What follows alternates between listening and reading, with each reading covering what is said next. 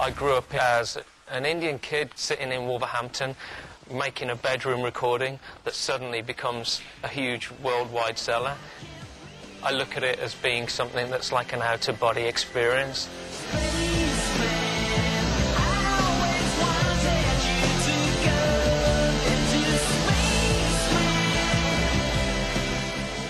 This sci-fi nut from Dudley was responsible for the fastest-selling debut single ever.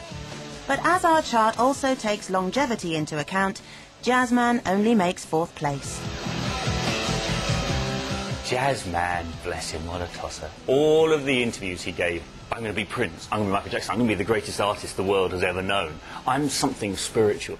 He never had a chance, really, Jazz. The fact that he was a bit odd, they played that up, and then it sort of got out of control. He sort of lost the plot, I think, a bit.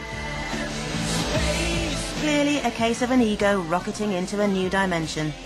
But Jazz's track only attracted the attention of the advertisers when Arthur Baker applied warp speed.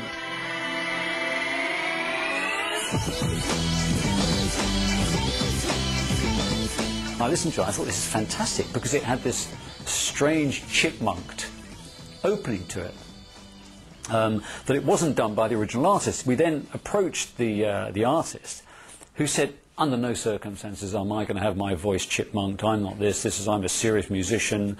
How dare you chipmunk my voice? I was kind of like, is this the right thing, you know, because I spent, 4 years putting together my album and my music. You can overanalyze, and I think that I just had to let it go and let it get out there. And it was his manager who had, I think, sit him down and explain how the world worked and say, look, this is a big chance for you, just do it.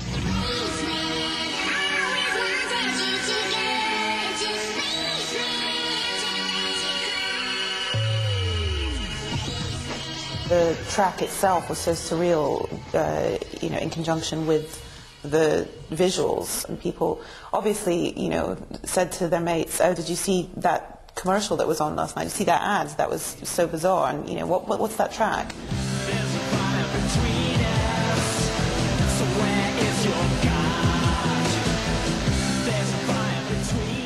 I think it's quite a difficult thing to handle overnight success. Suddenly there's 50 cameras pointed at you, and people are asking you all these amazing world questions about, well, what do you think is going to happen, in the next millennium?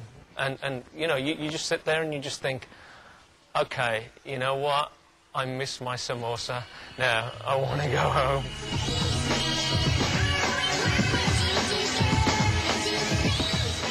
The real version was kind of a slowed down, horrible track with just that one bit that was good that the advertisers had cleverly seized upon, and it was a real disappointment actually when you saw the person behind it and heard the real version on top of the pops.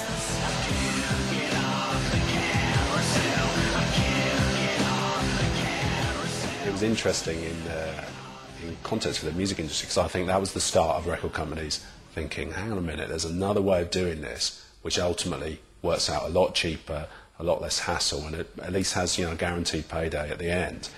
Get the right track by your new band on the right advert, and you don't have to worry about what radio programmers or critics think, because they will quickly become irrelevant.